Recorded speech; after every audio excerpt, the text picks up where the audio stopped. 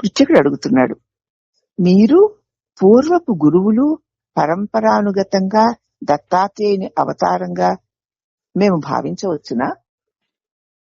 మిమ్మల్ని మీ పూర్వపు గురువులైనటువంటి పరంపరాగతంగా దత్త సాంప్రదాయానికి చెందిన గురువు పరంపరలు అన్నమాట ఈయనకి.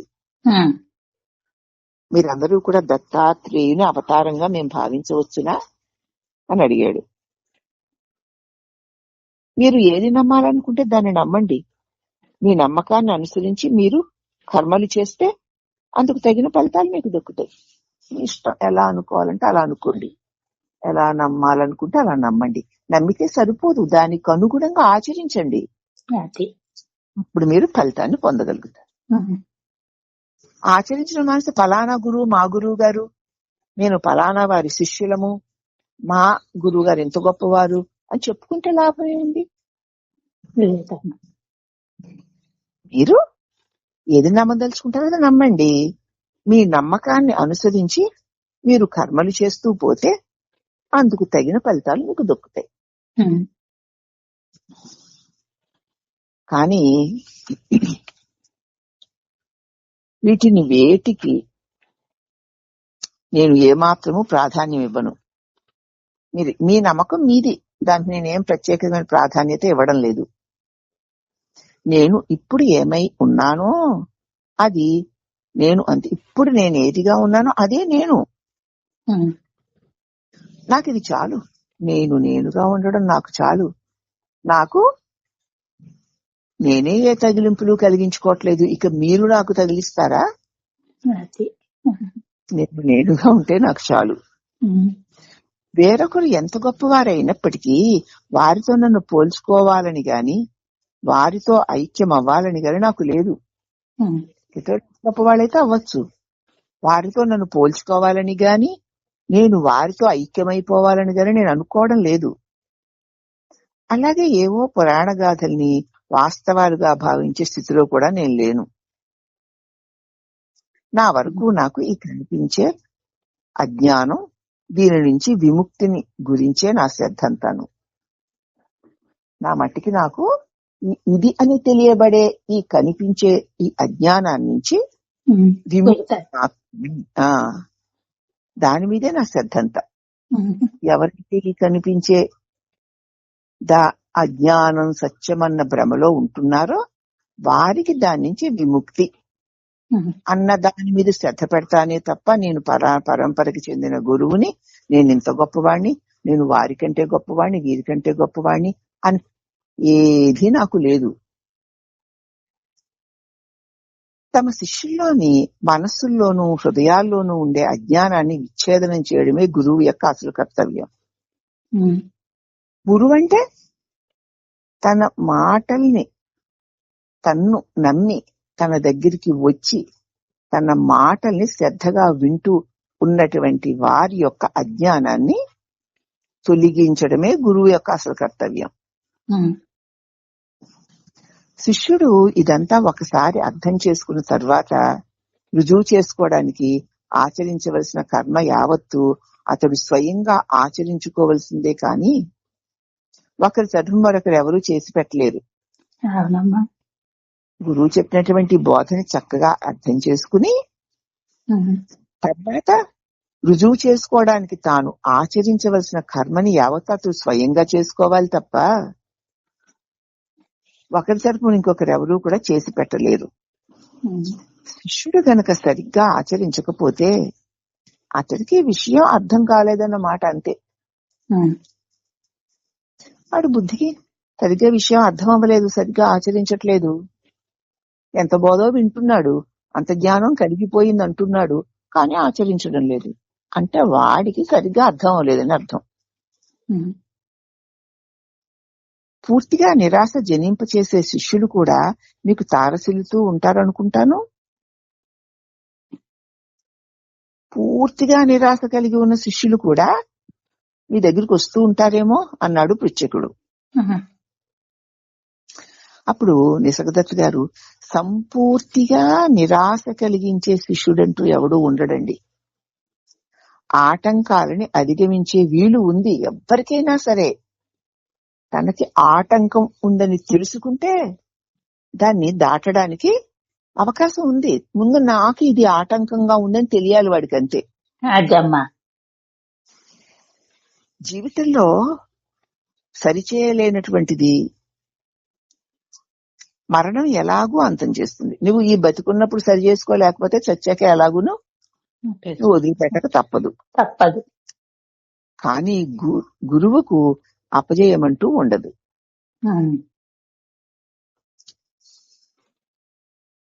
అని ఎలా చెప్తున్నారు?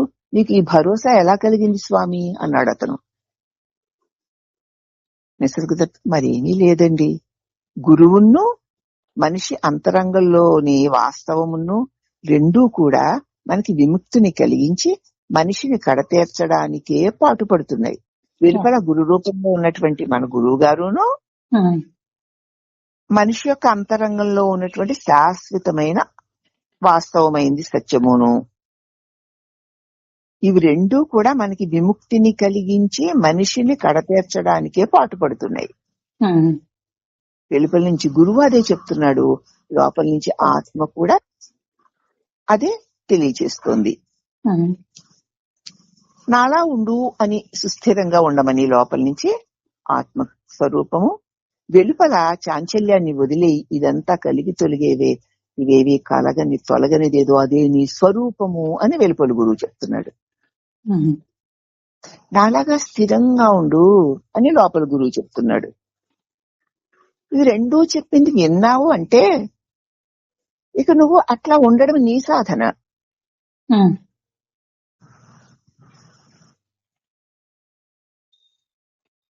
అట్టి సాధనకి అపజయమన్నది ఉండదు. ఏ బండరాళ్లైతే వాటికి అవరోధాలుగా పరిణమిస్తున్నాయో వాటి ఆధారంగానే అవి తమకి అవసరమైన వారధిని నిర్మించుకోగలుగుతాయి. ఏవైతే బండరాళ్లలాగా నీ స్వరూపాన్ని నువ్వు తెలుసుకోవాలన్న కాంక్ష కూడా లేకుండా నీకు అడ్డుపడుతున్నాయో వాటి ఆధారంగానే అవి తనకి అవసరమైన వారధిని కూడా నిర్మించుకోగలుగుతాయి. ఏవి ఇంతకు ముందు అడ్డుగా ఉన్నాయో అవే నీవు గనుక గురువు చెప్పినట్లుగా మసులుకోవడం మొదలు పెడితే అవే నీకు ఒక్కొక్క సోపానాలుగా ఉపయోగపడతాయి. ఆ అవరోధాలే సోపానాలు అవుతాయి. మానవుడిలో ఉండేదంతా చైతన్యం ఒక్కటే అనుకోకూడదు. గురువుతోనూ అంతరంగంతోనూ మరింతగా సహకరించే లెవెల్స్ అంటే మట్టం ఎన్నో ఉంటాయి. లోపల ఒక చైతన్యం మాత్రమే ఉందనుకోకండి. గురువుతో నీ అంతరంగంలోని నీ స్వరూపమైన సత్యంతోనూ మరింతగా సహకరించే లెవెల్స్ ఎన్నో ఉంటాయి. గురువు ఈ లెవెల్స్ అన్నిటినీ బాగా ఎరుగున్నవాడు గనక అతడికి ఉండే శక్తి ఓర్పు అపారమైనవి కాబట్టి గురువుకి ఓటమి ఉండదు. ఈ లెవెల్స్ హెచ్చుతగ్గు ఆలోచనలు విధానాల్లో రకరకాలుగా అనేక హెచ్చుతగ్గులు ఉంటాయి. లోపల మన అంతరంగంలో చైతన్యం ఒక్కటే ఈ లెవెల్స్ ఉంటాయి. అంతరంగంలో అనేక ఒడిదుడుకులు ఉంటాయి. గురువు వీటన్నిటినీ బాగా ఎరిగి ఉన్నాడు గనక అతడికి వాటి పట్ల గొప్ప శక్తి ఓర్పు కలిగి ఉంటాడు గనక గురువు వాటి విషయంలో ఓడిపోడు. ఎవడైతే ఇటువంటి ఓర్పు శక్తి ఉండవో ఆ ఒడిదుడుకుల ఒత్తిడిలో వాడు పడి కొట్టుకుపోతాడో వాడు మళ్ళీ ఈ మాయవలలో పడిపోతాడు. నిజమైన గురువు నిన్ను ఎన్నటికీ పలుచన చెయ్యడు, నీ నుంచి నిన్ను వేరు చెయ్యడు. నిజమైన గురువైతే మాటికి నిన్ను నీ దగ్గరికే లాక్కెళ్ళిపోతూ ఉంటాడు. వాడివి నువ్వు ఇది చేయట్లేదు, నువ్వు అది చేయలేవు, నువ్వు హీనుడివి, నువ్వు అల్పుడివి, నువ్వు పనికిరావు అని అనడు. నీకు ఏవేమి అడ్డొస్తున్నాయో వాటిలన్నిటినీ జాగ్రత్తగా తెలియచెప్పి ఈ లోపలికి నిన్ను నడిపిస్తాడు. నిరంతరము నీలోని సంపూర్ణతను నీకు గుర్తు చేస్తూ నీలోన నీవు తరచి చూసుకునేలాగా ప్రోత్సహిస్తూ ఉంటే అతడు నువ్వు సద్గురువు అని నమ్మొచ్చు. నీలో ఉన్నటువంటి అసంపూర్ణతను, అదే పరిమితి లక్షణాన్ని నీకు గుర్తు చేస్తూ, నువ్వు పరిమితుడు కాదు, నీ స్వరూపం అపరిమితత్వము, మాటి మాటికి పరిమితమైన దేహ పరిధిలో చిక్కుకోకు, ఈ దేహం నువ్వు కాదు, దీనిలో ఉన్నటువంటి చైతన్యానివి నువ్వు, మర్చిపోకు అని మాటి మాటికి గుర్తు చేస్తూ, నీలోన నువ్వు నీ లోపాలని నువ్వు తరిచి చూసుకుని, అవును కదా ఈ దేహాత్మ భ్రమలో పడిపోయి కదా నేను ఈ సుఖదుఖాది అనుభవాల వల్ల తిరుగుతున్నానని నీకు నువ్వే గ్రహించేలాగున ప్రోత్సాహాన్ని ఇస్తూ ఉంటాడు. వెలుపల నుంచి నువ్వు కోరదగింది ఏదీ లేదని, ఈ వెలి ప్రపంచంలో ఇంద్రియాలతో కూడిన విషయ ప్రపంచంలో నువ్వు కోరదగింది ఏదీ లేదు, దేని అవసరమూ నీకు లేదని, ఆఖరికి గురువైనా తాను కూడా అనవసరమైనవి విసుగు విరామం లేకుండా సదా సదా గుర్తు చేస్తూనే ఉంటాడు. కానీ తనంతట తానే గురువుగా ప్రకటించుకున్న వాడికి తనని గురించిన చింతే ఉంటుంది, కానీ శిష్యుల చింతే ఉంటుంది. తను తానే గురువు అనుకున్నాడంటే, నేను ఎంత గొప్ప గురువు గాను, అంత గొప్ప గురువు, నన్ను ఎంతమంది గౌరవిస్తున్నారు, నన్ను ఎంతమంది గౌరవించట్లేదు అన్న చింతలోనే ఉంటాడు తప్ప శిష్యుల చింత వాడికే ఉంటుంది. అదే వీళ్ళు వింటున్నారు లేదా, వాళ్ళు వింటున్నారా లేదా, అసలు విని దాని సారాన్ని కొంచెమైనా ఎవరైనా గ్రహిస్తున్నారా లేదా, ఇది వినాలి, వీళ్ళు గ్రహించాలి, దాన్ని అర్థం చేసుకోవాలి, ఈ జన్మ రాలిపోక ముందే జన్మలేని స్థితికి చేరుకోవాలి అనేటువంటి తపన కలిగినటువంటి వారెవరో అతను నిరంతరము తనను ఆశ్రయించిన వారి కోసమే ఆలోచిస్తూ ఉంటారు. అవునమ్మా. అప్పుడు పృచ్ఛకుడు అంటున్నాడు, గురువుల్ని మార్చడంలో తప్పు లేదంటారా అయితే అంటాడు. అంటే మహారాజు గారు, మార్చితే తప్పేమిటి, గురువులు మైలురాళ్ళు లాంటి వారు, ఒక దరి నుండి మరొక దరికి వెళ్లడం సహజమే కదా. ప్రతి ఒక్క గురువు కూడా మైలురాయిలాగా దిక్కును దూరాన్ని సూచిస్తూ ఉంటాడు. మనం ఒక ఊరు నుంచి ఒక ఊరు వెళ్ళాలంటే ప్రతి కిలోమీటర్కి ఒక మైలురాయి పెడతారు. ఇక్కడి నుంచి ఇక్కడ కిలోమీటర్ వచ్చాము, ఇంకా ఇన్ని కిలోమీటర్లు పలానా ఊరికి వెళ్ళాలి అని సూచిస్తాయి కదా మైలురాళ్ళు. అలాగే నీకు చిన్నప్పుడు తల్లి మాటలు నేర్పిస్తుంది, తండ్రి నడవడికలు నేర్పిస్తాడు, స్కూల్లో వాళ్ళు నేర్పించే గురువులు కదా, పదాలు నేర్పించే గురువులు, శ్లోకాలు నేర్పించే గురువులు, తదర్థాన్ని నేర్పించే గురువులు, ఒక్కొక్క క్లాసు వీడు పెరిగే కొద్ది గురువులు మారుతున్నారు కదా. అలాగున ఒక్కొక్క గురువు ఒక్కొక్క రకంగా నిన్ను ఉన్నతికి నడిపించి ముందుకు పంపిస్తూ ఉంటాడు. కాబట్టి గురువులు మైలురాళ్ళు వంటి వారు, ఒక దరి నుంచి మరొక దరికి వెళ్లడం సహజమే. ప్రతి ఒక్క గురువు కూడా మైలురాయిలాగా దిక్కు దూరాన్ని సూచిస్తూ ఉంటాడు.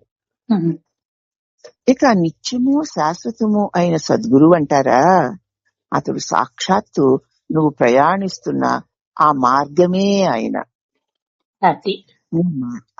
నీ మార్గమే నీ లక్ష్యమని ఎల్లవేళలా దానినే నువ్వు అంటి పెట్టుకుని ఉండడం సంభవిస్తే ఇక సమస్య ఉండదని, నువ్వు ఆ మార్గం మీద చేసే ప్రయాణం ఏ లక్ష్యాన్ని చేరక్కర్లాని కోసం కాదని, కేవలం ఆ సౌందర్యాన్ని అనుభవించడానికని, ఆ జ్ఞానాన్ని కనుక్కోవడానికి మాత్రమే ఈ ప్రయాణమని, ఇప్పుడు ఈ జీవితం నువ్వు తెలుసుకున్నాక అప్పుడు ఈ జీవితం భారం అని, ఇక్కడికి వెళ్ళాలి అక్కడికి వెళ్ళి, ఇంకా ఎంతవరకు వెళ్ళాము, ఎంతవరకు పక్వం అయ్యాము, ఇంకెంత పక్వం అవ్వాలి, దానికి ఎంత చెయ్యాలి అన్నది మళ్ళీ భారమే కదా. ఆ భారాలు లేకుండా ఇప్పుడు నువ్వు ఎక్కడికి వెళ్ళక్కర్లేదు, ప్రత్యేకమైన గమ్యమో లక్ష్యమో లేదు. ఇప్పుడు నువ్వు ఉన్నావు చూడు, ఆ ఉండడమే నీకు మార్గము గమ్యము లక్ష్యమును. నీవు ఆ మార్గం మీద చేసే ప్రయాణం అంటూ ఏదీ లేదు. ఆ సౌందర్యం అనుభవించి ఉన్నావు, ఆ ఉండడంలో ఉన్నటువంటి ఆ స్థిరత్వాన్ని, ఆ శాంతిని, ఆ ప్రకాశాన్ని కేవలం అనుభవించు. ఆ జ్ఞానాన్ని కనుక్కోవడం మాత్రమే, దానినే ప్రయాణం అంటారు. అప్పుడు ఈ జీవితం ఇక ఎందుకు భారం అనిపిస్తుంది? ఏం చేయాలి, ఏం చేయక్కర్లేదు, ఏం ఆశించాలి, ఏమీ ఆశించక్కర్లేదు, ఏది పొందాలి, ఏది పొందక్కర్లేదు, ఏది అక్కర్లేదు అంటే ఉన్నదేదో అదే శాశ్వత ఆనందం. ఎంతో సహజంగా సరళంగా ఒక మహదానందాన్ని నీకు నువ్వే పొందగలుగుతావు. అంతేనా అండి? సరిపోతుందా? నేను శాశ్వతమైన ఆత్మను, నేను స్థిరంగా ఉన్నాను, నేనేమి చెయ్యక్కర్లేదు అనుకుని ఉంటే సరిపోతుందా? ఉంటే సరిపోతుంది. మరి ఉండు. మరి అలా ఉంటే దేహ ధర్మాలు, దేహ వ్యవహారాలు ఎలా సాగుతాయి అంటావు దాన్ని పట్టుకు వేళ్లాడి. ఇప్పుడు నువ్వు దాన్ని పట్టుకుని వేళ్లాడుతుండడం వల్ల అవి సాగడం లేదు. అలా జరగవలసి ఉంది కాబట్టి అవి జరుగుతున్నాయని మహాసత్యం నీకు తెలిసిపోతుంది అనుభవపూర్వకంగా.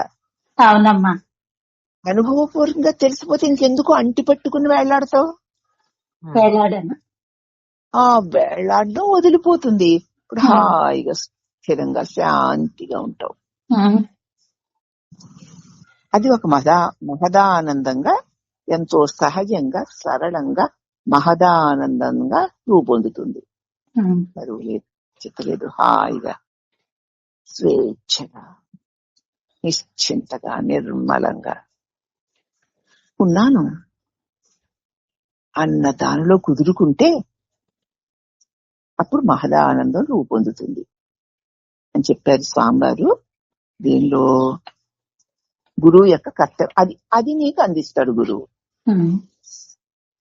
అది కొత్తగా ఆయన ఇచ్చింది కాదు, నీలో ఉన్న దానినే నీకు చూపించి నిన్ను నీలోనికి నడవడానికి నీకు దారి చూపిస్తాడు. నువ్వు నడిచి దాన్ని పొందాలి. అంటే పొందాలంటే ఆయన చెప్పినట్టు నువ్వు ఉండాలి. నడిచి ఏదో చేయడం కాదు కాదు అని చెప్పారు.